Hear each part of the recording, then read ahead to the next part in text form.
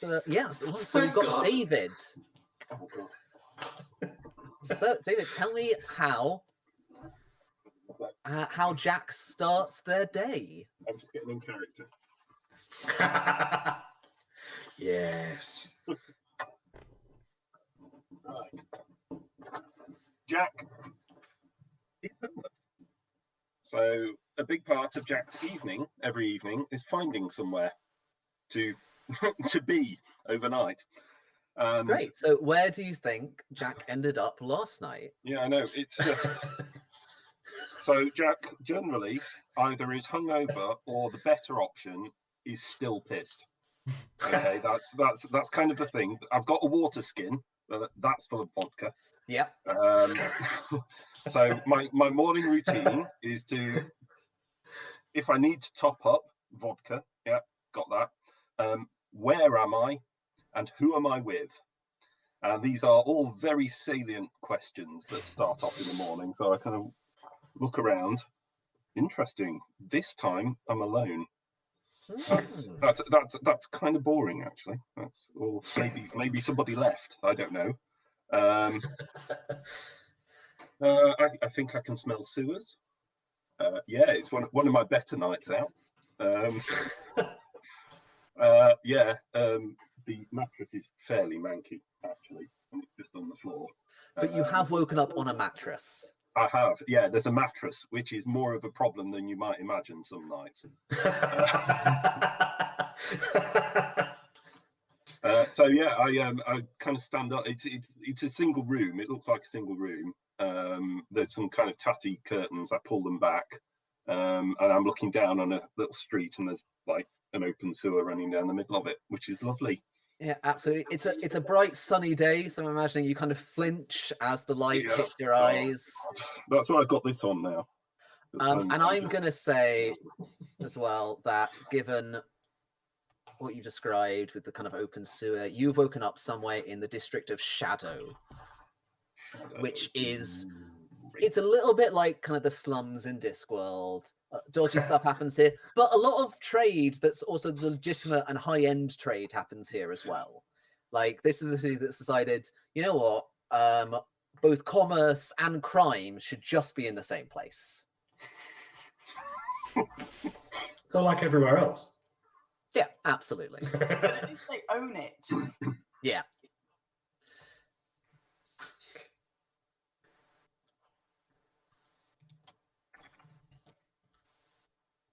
Oh. I'm rooting around in my pack for some herbs now. You know, the alcohol has kind of got me back to kind of bouncing along, but yeah, great. So I'm gonna let's see. I'm gonna just roll. I'm going to roll a d20, and on an 11 plus, you have some nice herbs, and on a 1 to 10, you have some very not nice herbs. I got a 3. So you find some herbs in your bag. It's kind of like slightly moldy-ish leaf that you kind of just crunch under your tongue. And I'm going to ask you to roll a Constitution saving throw. Right, you've got to tell me what that is. Yes, absolutely. So let's just have a quick look at your character sheet. Yeah, I'm getting that up. Do I need a bucket? That's entirely possible. So you don't have proficiency in Constitution saving throws, but you do have +2 to your con modifier. So you just need to roll a d20 and add 2 to the result. And you're aiming for 13. That's a big old 5. Well, it's a 3 + 2. God, it was a bad night last night. So yeah, this herb definitely doesn't help. And you feel worse. The headache has only intensified. You are seeing you've got blurs, kind of like prismatic rainbowy blurs around the eyes. You're very tunnel visioned. Your mouth feels very dry and kind of almost like cracked. And I'm going, what effect do you think is just going to be really unfortunate for this herb to have on you? My arms have stopped working. Yeah, I think that's it. That you've got some numbness going on. Yeah. So it's you can kind of still move them, but they don't feel like they're yours. No. You're having one of those full on hands are so weird. It's like sausages. I've got. Yeah. They don't bend. They only bend on this joint here.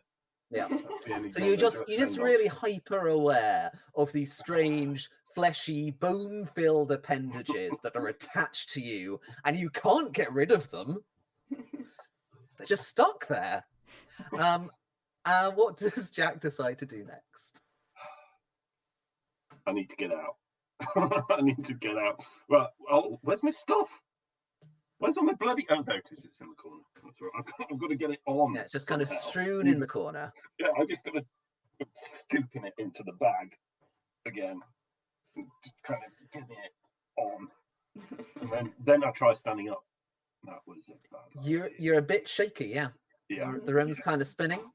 Mm-hmm. You're having the same problems with your legs that you were having with your arms. Now I'm trying to operate a doorknob, which is pretty. I'm no. Yeah, Right, and I'm gonna say just gonna throw myself against the door now. I'm gonna say in your current state, I'm gonna ask for a roll to try and open the door. Yes, Normally, it'd be a I would very, not very ask short for a roll experience. for this simple kind of thing, but currently, there's a chance you might not be able to open this door. So, how are you trying to open it? Are you trying to work out how the door handle works, or are you just trying to? Great. But it's round, you see, so I can't grip it. If it was one of the ones that went like that, it'd be fine, but it's round, so I can't get my hand around it. So Those I are the worst. So either roll me a sleight of hand check or an athletics check. I think sleight of hand's out the window at the moment. There is no way I can just sleight of hand athletics. anything. Right, so what is that, a 20? You roll a d20, yep, and Yeah. I don't think you have proficiency in athletics, so you're you have -1 to this roll. With the -1, 16. Okay, you kind of just shoulder into the door and it kind of opens a little bit. It's like it's quite sticky, and you shoulder into it again, and the door changes bursts open. You think you might have damaged one of the hinges, but it's open, and there's a thin set of stairs leading down. I don't know. I think I'm going to go down on my bum. I'm not going to try and walk down. Fantastic. I could see a dice roll coming on that one. Make me a dexterity saving throw. Roll to butt scooch. Which is you do have proficiency in dex saving throws, I believe, as a rogue. Okay, so the number on the dice is 8. But you get +6 to this. Yeah. So you got a 14 overall, which I'm going to say is sufficient to stop you taking damage from sliding down the stairs. So you neatly avoid that D4 bludgeoning damage. And you got down the stairs. There's not much in the way of furniture down here. There's a little kind of anteroom. This looks like a fairly cheap, small and functional apartment. There's just a little anteroom with like a small table and like a cooking pot, and a grimy window, and another door. Yeah. I'm hoping that's the door out to the street. Is there a window? Sorry, the window. The window is grimy. I think I'm gonna smash the window and climb out through that after the last door.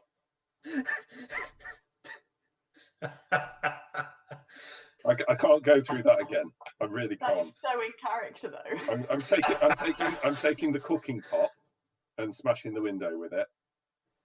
Yeah, make me an attack roll, I guess. And you forget that there's no glass in the window and the pot just goes. Okay, attack. Is that 20? So yeah, roll a d20. And again, the thing is, you've got to be at -1 again, because this is definitely not a dexterity-based weapon. Yeah, I got a 13. So -1 is 12. The window definitely doesn't have an AC of higher than 12. Roll 1d4. That's the extra hint one, isn't it? Yep. 1. The window cracks but doesn't break. Oh, for God's sake! Can I do it again? Is anyone having a good morning this morning? You absolutely can. Roll your d20 again. I have a feeling there's going to be a split between Craig and David's characters and mine and Hugo's character. Maybe. It's okay. Once I'm outside and I've had something to eat, I'll sharpen up. I'll be there. I'll be on it. What was that second attack? I've got work to do. I've got 2. I think I'm trapped in this house. Reduced to 1. Yeah. So you honestly you miss the window. The cooking pot, you kind of hurl it. It glances off the window frame, bounces off the table, and rolls like under a chair. I'm going back to with like kind of a sad tumbling sound. That kind of whirling round and round sound. Like, right, I'm just looking in my pack. Hang on. There must be something I can. Oh, these tools. Can I? No, they won't do. Help me with the door. You could absolutely use the thieves' tools to try and jimmy the window out of its frame. Yeah. Let's do that. Great. Make me a thieves' tool roll. So you're rolling plus your proficiency plus your dex. So that's a lot then. Yeah. So the number was 14. And you add 5 to that.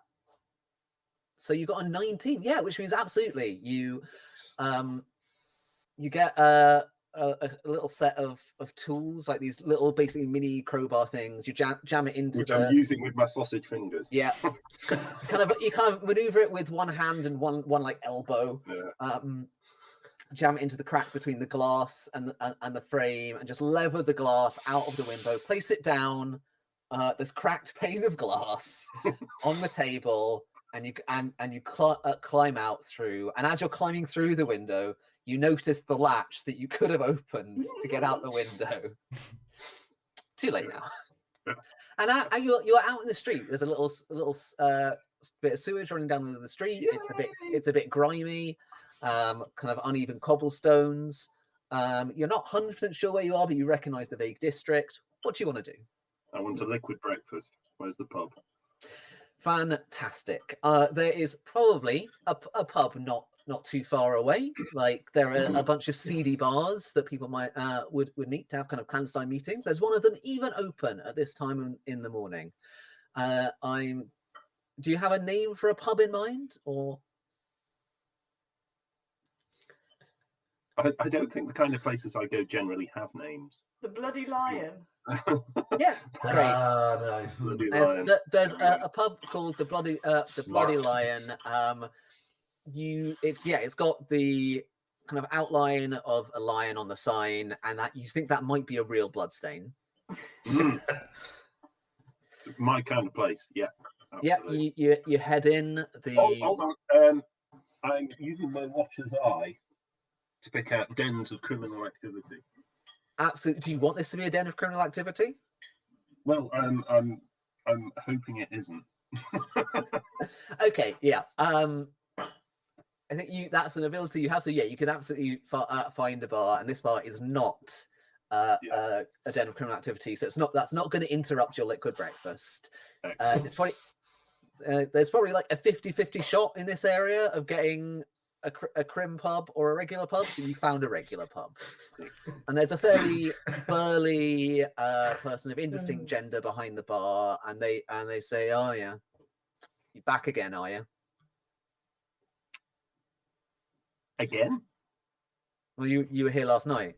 Oh God! Are you here to pay your tab? Yeah, the guy I was with was supposed to pay. Oh, are you going to pay his tab too? Damn it! Look, I've got this bell. Right, it's a really nice bell. It's made of silver. Could I give you that? Will that do? Make me. I mean, look at that. Look at the hallmark on that bell.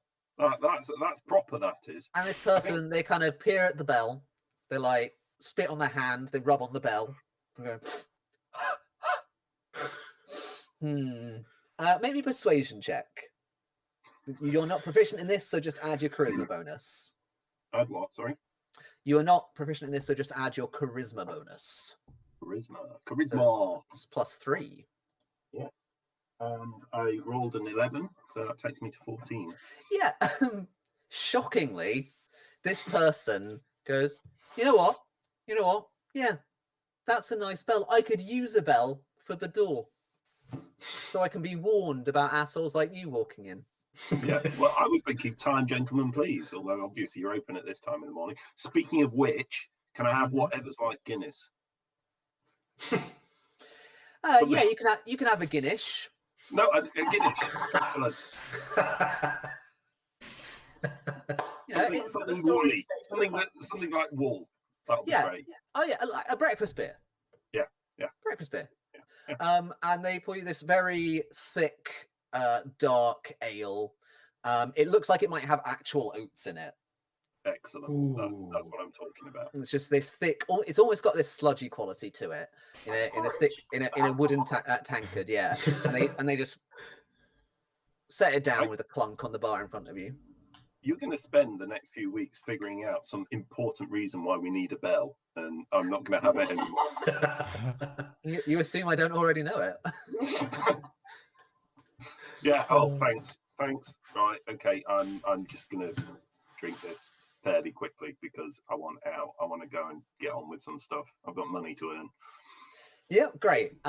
So as you are just finishing up that pint, give me a perception check. So you have perception trained, so you're just adding a +3 to this. Yeah. 1. I'm focused on my beer.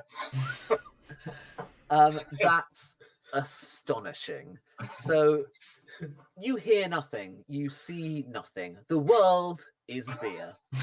Yep. This beer it's actually quite a pleasant texture. It is very much like having a porridge in beer form. It's like a meal in a tankard. You feel that it sits kind of heavily in your stomach, but it's got a nice malty taste. And as you swallow one kind of lumpy bit, you hope that was a currant. Yeah. And as you're kind of contemplating this, you suddenly feel a tap on your shoulder. You were not aware of anyone else entering this pub. No. You kind of because they didn't have a bell. They didn't put the bell up. The bell wasn't there on the it's door. not up yet. Yeah, No. That's why you need the bell. How does Jack react to being suddenly unexpectedly tapped on the shoulder? I'll turn around and put my hand on my rapier. Cool. Of course, I can't hold the rapier. And you turn around to see a woman in a black uniform of the guards of the orderlies, with some, I think, silver epaulets on the shoulders as well to denote higher rank, indicating they are a grand orderly. This woman. You recognize this woman. You've worked with her before you were chucked out of the orderlies. And what was her name? She is Grand Orderly Austin.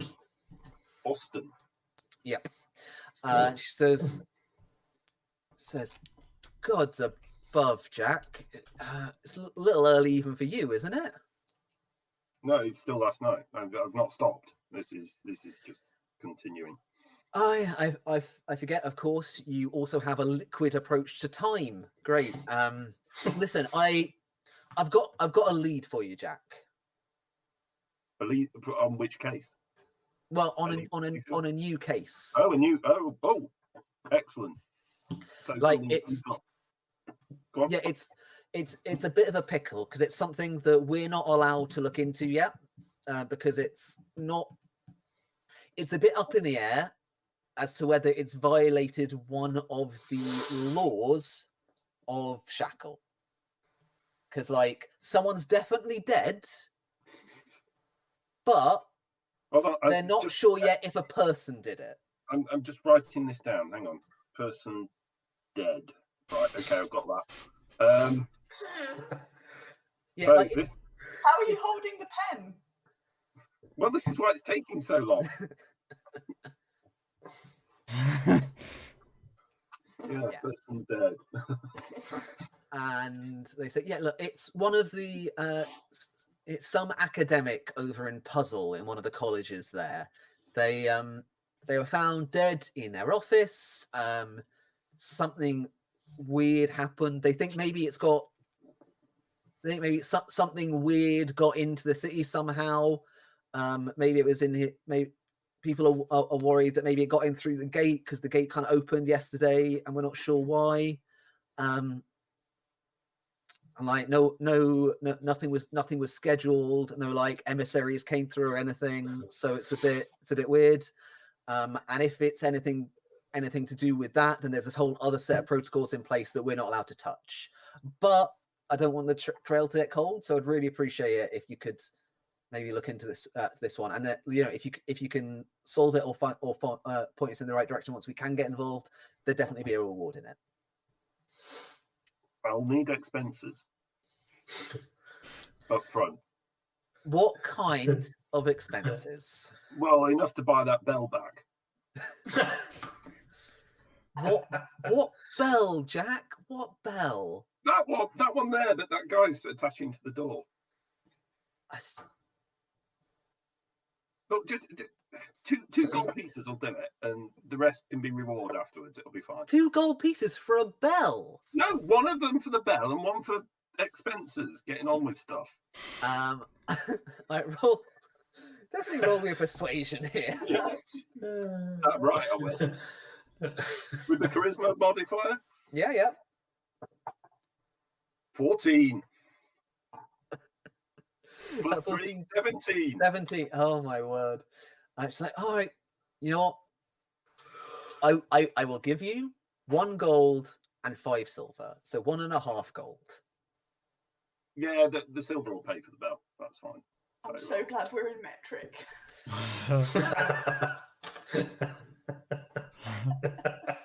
And she counts it out into your shaky palm.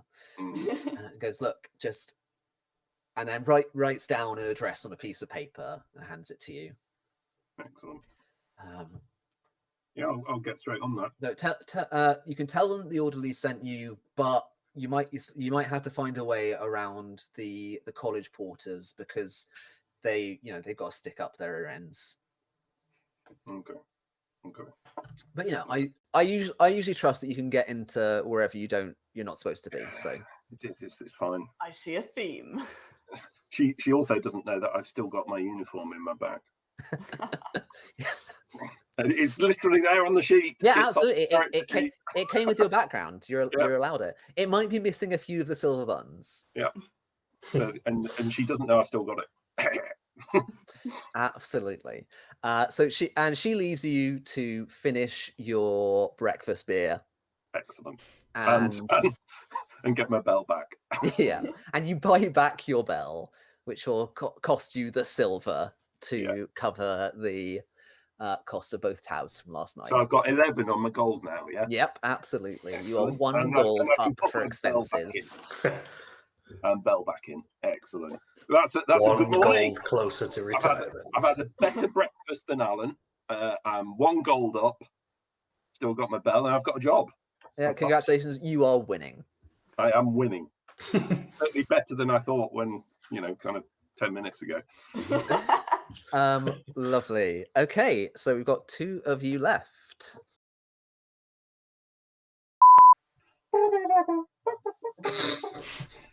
Oh, is this?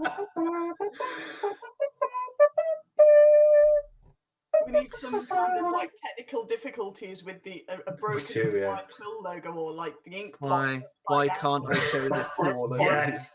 A picture of the Ever Given in the Suez Canal. Topical. Oh, interesting. You remember that? People will say a year from now.